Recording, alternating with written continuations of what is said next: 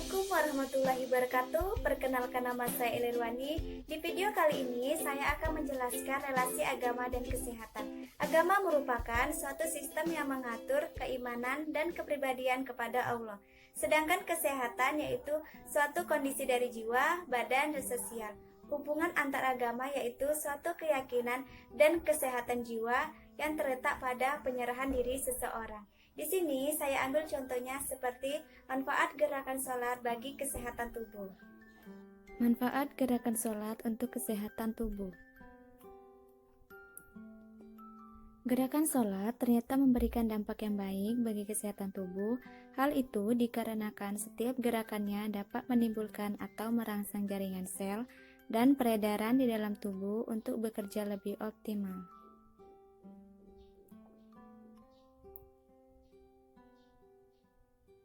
Kondisi tubuh lebih sehat dan segar karena aliran darah lancar, alias tidak ada yang tersumbat.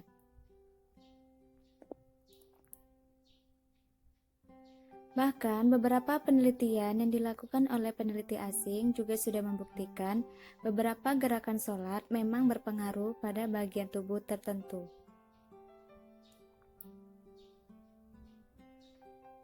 Asalkan gerakan tersebut dilakukan dengan benar dan dalam jangka waktu tertentu. Berikut ini beberapa di antaranya. Yang pertama ada gerakan takbiratul ihram.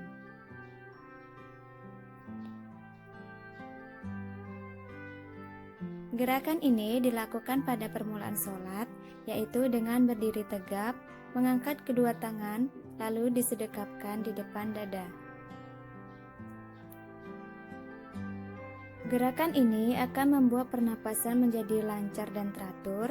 Selain itu, otot kedua tangan serta bahu akan berkontraksi sehingga lebih kuat dan kencang. 2. Gerakan ruku.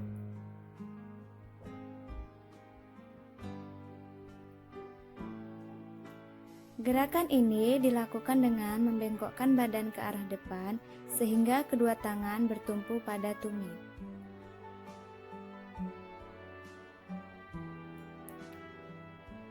Saat gerak ruku dilakukan, otot di sekitar punggung hingga pantat akan mengalami kontraksi.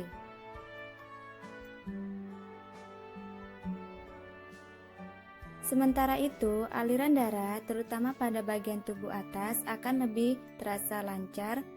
Kedua tangan yang memegang tumit juga akan tertarik sehingga lebih kencang.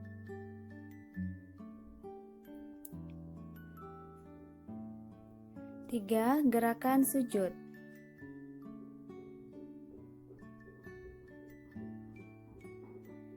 Gerakan ini dilakukan dengan cara meletakkan bagian kepala ke alas lantai hingga dahi dan ujung hidung menyentuh alas lantai.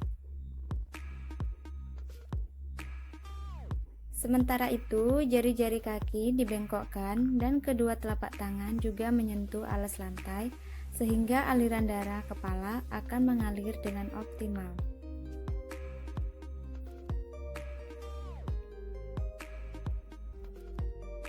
4. Memaksimalkan fungsi otak.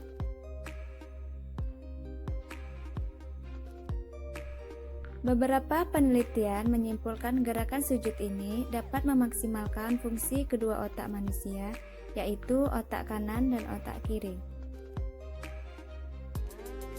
Dengan begitu, seseorang yang bersujud dengan benar dan relatif lama dengan teratur tidak menutup kemungkinan bisa lebih cerdas dan kreatif.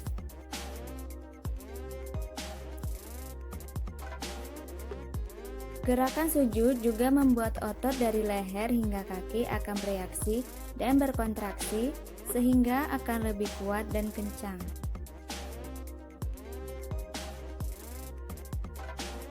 Sementara itu, pernapasan akan lebih teratur. Tidak sedikit orang yang melakukan sujud dengan waktu cukup lama untuk menghilangkan pusing atau sakit kepala yang dideritanya. 5. Gerakan duduk.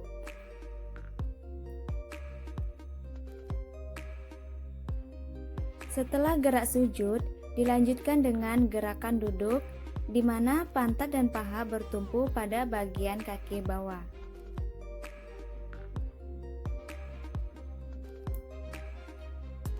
Hal ini akan menyebabkan otot kaki menekan sehingga peredaran darah akan terpompa lebih maksimal jika dilakukan secara teratur.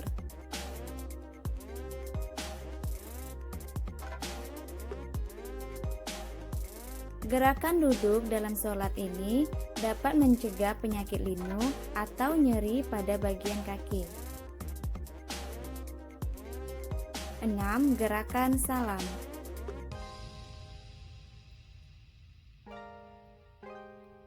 Gerakan sholat yang terakhir dilakukan yaitu salam. Gerakan ini dilakukan dengan sederhana, yaitu hanya memutar kepala ke kanan dan ke kiri hingga melihat ke belakang sekali saja. Namun demikian, jika dilakukan dengan benar akan membuat otot di bagian leher akan lebih terlatih dan kencang, dan peredaran darahnya juga akan lancar.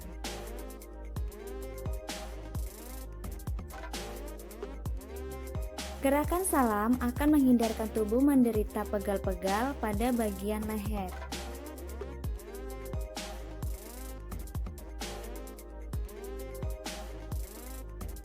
Gerakan sholat tidak akan bermanfaat bagi tubuh jika dilakukan secara sembarang dan cepat. Oleh karena itu, manfaat agama, terutama bagi yang agama Islam yang menunaikan sholat setiap hari, lakukan gerakan sholat dengan benar dan baik. Lakukan sholat sesuai aturan yang diajarkan sehingga dapat memetik manfaat gerakan sholat ini. Selain sholat, ibadah dalam agama Islam tidak hanya merupakan ketaatan namun juga memberikan faedah.